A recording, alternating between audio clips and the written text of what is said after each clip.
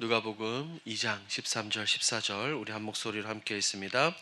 호련히 수많은 천군이 그 천사들과 함께 하나님을 찬송하여 이르되 지극히 높은 곳에서는 하나님께 영광이요 땅에서는 하나님이 기뻐하신 사람들 중에 평화로다 하니라. 아멘. 오늘은 특별히 성탄절입니다. 그래서 우리가 매일 살펴보고 있는 그 본문보다 오늘은 특별히 누가복음 2장 성탄절에 맞춰서 말씀을 나누도록 하겠습니다. 오늘 본문의 배경은 예수 그리스도의 탄생 소식이 이 세상 가운데 처음 전해지는 장면입니다. 베들레헴 근처 들판에서 밤에 양을 지키던 목자들에게 천사가 나타나 다윗의 동네에 구주가 나셨다는 복된 소식을 전하는 장면이죠. 이 본문은 하나님의 구원 소식이 세상의 권력자나 부자나 다른 곳이 아니라 가장 낮은 곳에 있던 목자들에게 가장 먼저 임했다는 점에서 복음의 본질을 분명하게 보여주죠. 오늘 본문을 더 깊이 살펴봅니다. 내용 관찰 1번입니다. 천사는 밤에 양떼를 지키던 목자들에게 나타나 어떤 소식을 전합니까?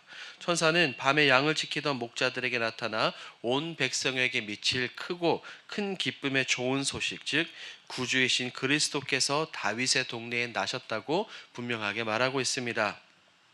그리고 그들에게 표징으로 너희가 강보에 쌓여 구유에 누인 아기를 보리라고 말하며 하나님께서 약속하신 구원의 역사가 지금 이 땅에서 이루어졌음을 선포하고 있죠. 내용 관찰 2번입니다. 천군과 천사들은 어떻게 하나님을 찬송합니까? 천군과 천사들은 하나님께 찬송하며 이렇게 외치죠. 지극히 높은 곳에서는 하나님께 영광이에요. 땅에서는 하나님이 기뻐하신 사람들 중에 평화로다. 이들은 예수 그리스도의 탄생을 통해 이 땅 가운데 하나님의 영광이 분명하게 드러나고 그분을 믿는 자들에게 하나님의 화평과 참된 평화가 임하게 되었음을 분명하게 말하고 있죠. 연구와 묵상입니다. 천사는 왜 목자들에게 가장 먼저 기쁜 소식을 전합니까? 천사가 예수 그리스도의 탄생 소식을 가장 먼저 목자들에게 전한 이유는 다른 것이 아닙니다. 하나님의 이 구원의 놀라운 감사의 소식은 세상에 높고 강한 자가 아니라 세상에 가장 낮고 보잘것없는 사람들에게 먼저 임한다는 복음의 본질을 우리에게 분명하게 보여줍니다.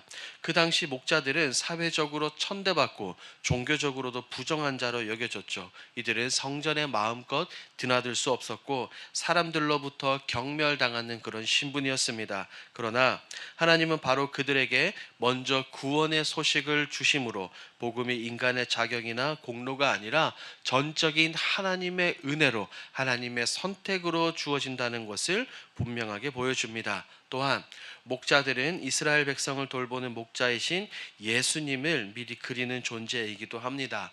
하나님은 말씀하셨죠. 구약에서부터 내가 내 양을 찾겠다라고 분명하게 말씀하셨고 이제 예수 그리스도 안에서 참된 목자가 세상에 오셨음을 동일한 목자들을 통해서 먼저 알리신 것입니다. 이처럼 천사가 목자들에게 먼저 나타난 것은 하나님의 세상의 가치와 기준 이것과 반대되는 방식으로 역사하신다는 선언이자 겸손한 자를 높이 들으시고 낮은 자에게 은혜를 주시는 하나님 나라의 놀라운 질서와 회복을 그리고 있습니다. 결국 하나님은 지금도 스스로를 높이지 않고 마음이 낮아진 자에게 먼저 찾아오십니다. 복음은 교만한 자의 귀에는 들리지는 않지만 겸손히 하나님을 묵묵히 하나님을 기다리는 자에게는 가장 큰 기쁨의 소식으로 다가오게 되는 거죠.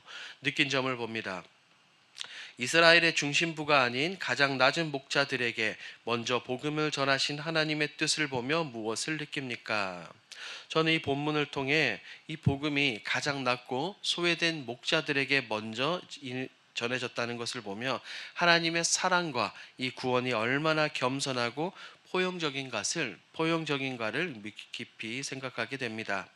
하나님은 세상의 기준으로 인간의 눈으로 보기에 위대한 사람, 영향력 있는 사람을 찾지 않으시고 마음이 낮고 가난한 자, 우리 주님이 말씀하신 것처럼 심령이 가난한 자, 그리고 자신이 하나님 없이는 살 수 없음을 아는 자에게 찾아오는 것을 느낍니다. 세상은 능력과 성공을 기준으로 사람을 평가하지만 하나님은 외모가 아닌 마음, 중심을 보시며 겸손한 마음 가운데 그들에게 먼저 은혜를 주신다는 거죠. 저는 이 사실을 묵상하며 신앙의 자리를 다시 돌아보게 됩니다. 혹 나도 모르게 중심이 되고 싶어 하며 사람들의 시선 속에서 인정받으려 했던 적은 없는지, 또한 복음의 단순함과 이 본질보다는 세상의 기준을 더 따랐던 적은 없는지를 생각하게 됩니다. 하나님은 오늘도 가장 낮은 곳, 가장 겸손한 마음에 임하신다는 이 진리를 통해 다시 한번 교만한 마음을 내려놓고 하나님의 말씀 앞에, 복음 앞에 굳게 서야 한다는 것을 깨닫습니다. 주님께서는 낮은 자리를 기쁘게 찾으신 것처럼 우리 역시 세상에서 주목받지 않는 그 자리에서 하나님의 사랑을 전해야 된다는 것을 깊이 깨닫게 되죠. 적용입니다. 하나님 앞에서 겸손한 마음으로 복음을 깊이 깨달았던 적이 있다면 언제입니까? 하나님 앞에서 겸손한 마음으로 복음을 깊이 깨달았던 때를 돌아보면 내가 아무것도 할 수 없는 그 상황 가운데서 오직 하나님의 은혜와 사랑만이 우리를 붙들어 주셨던 순간들이 떠오릅니다. 모든 일이 내 뜻대로 되지 않고 노력으로 되지 않아 무너져 있을 때 하나님은 오히려 그 낮은 자리에 친히 찾아오셔서 내 은혜가 내게 족하다라고 말씀으로 우리를 위로해 주셨죠. 그럴 때 우리는 분명히 깨달았을 것입니다. 복음이 단순히 좋은 소식이 아니라 절망 가운데서도 새로운 희망과 소망을 주는 하나님의 실제적인 은혜라는 것을 말입니다. 성경 속에서도 이와 같은 많은 예들을 볼 수 있습니다. 대표적으로 누가복음 15장에 등장하는 탕자의 이야기가 있죠. 그는 아버지를 떠나 모든 것을 잃고 돼지 먹이를 먹는 처지에 이르렀을 때 그는 그제서야 자신의 교만함을 내려놓고 아버지께로 달려갑니다. 그런데 아버지는 그를 꾸짖지 않고 먼저 달려와 품에 안으시며 회복의 옷을 입혀주셨죠. 탕자가 자신의 비참함을 인정했을 때 비로소 아버지의 사랑을 깊이 깨닫고 경험했습니다. 우리 역시 이 탕자처럼 낮아진 마음으로, 겸손한 마음으로 하나님 앞에 설 때 복음은 더 이상 우리가 지식으로, 머리로 아는 진리가 아니라 가슴으로, 마음으로 느껴지는 생명의 능력이 되는 것입니다. 그래서 우리는 오늘도 성공보다 겸손을, 인정받는 자리보다 하나님 앞에 무릎 꿇는 자리를 택하며 하나님이 주시는 복음의 은혜와 사랑과 감격과 기쁨을 날마다 새롭게 경험하기 위해 분명한 결단으로 나아가야 되는 거죠. 결단입니다. 오늘 나도 모르게 높아진 마음과 시선을 겸손히 낮추기 위해 무엇을 실천하겠습니까? 오늘 특별히 성탄절에 이 누가복음 2장 말씀을 생각하며 다음과 같은 결단을 해보는 것은 어떻겠습니까? 나도 모르게 높아진 마음과 시선을 겸손히 낮추기 위해 주님을 생각하며 감사와 섬김의 태도를 실천하는 것이죠.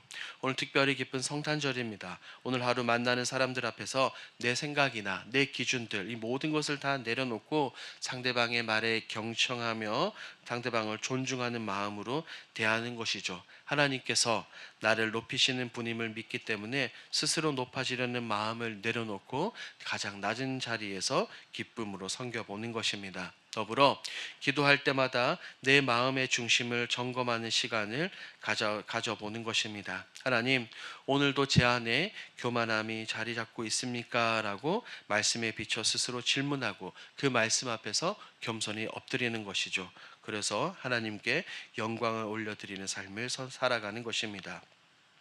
이렇게 겸손의 실천을 통해 우리 주님께서 낮은 곳으로 오신 그 사랑을 본받아 오늘의 하루의 삶 가운데 이 모든 것을 실천하시는 저와 여러분들이 되길 우리 주님의 이름으로 축복합니다. 아멘. 오늘 들은 말씀을 기억하며 함께 기도로 나아가겠습니다. 첫 번째, 겸손의 왕으로 오신 예수님을 본받게 하옵소서. 두 번째, 겸손히 낮아진 마음으로 복음을 받아 오늘도 나의 삶에서 주님의 임재를 누리게 하옵소서. 우리 계속 12월 공동 기도 제목입니다. 주님께서 오신 기쁨을 기억하고 기쁜 소식을 전하게 하옵소서. 예수님의 모습을 본받아 겸손의 삶을 살게 하옵소서. 이와 같은 공동 기도 제목으로 기도하시고 여러분들이 가지고 오신 개인 기도 제목으로 우리 자유롭게 기도하시다가 돌아가겠습니다. 우리 주여 힘차게 부르짖고 기도합니다. 주여.